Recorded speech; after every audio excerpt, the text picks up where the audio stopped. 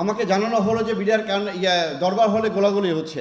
আমি সঙ্গে সঙ্গে আমার গাড়ি পাশেই ছিল, আমি গাড়িতে উঠে দ্রুত আমি ধানমন্ডি ক্যাম্পে চলে আসি, ধানমন্ডি ফিজিক্যাল ট্রেনিং ক্যাম্পে। সেখান থেকে আমি 7টা AK-47 ড্র করি, প্রায় 2000 রাউন্ড নিই, আমার সাথে আরও 7 জনকে সঙ্গে নিয়ে নিই।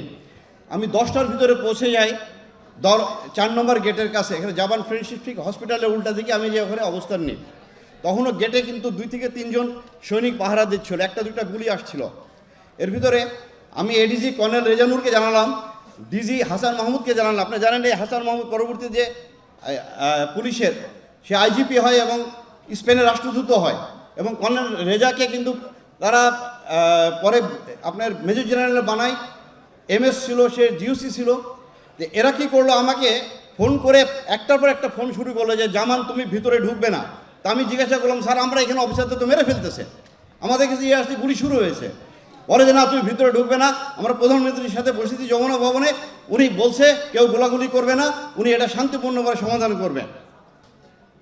বিডিআর হত্যাকাণ্ড কোনো হত্যাকাণ্ড ছিল, এটা পরিকল্পিত একটি হত্যাকাণ্ড ছিল, যেখানে শেখ হাসিনা সরাসরি জড়িত এবং তার নানক, মির্জা আজম, তাপস প্রত্যেককে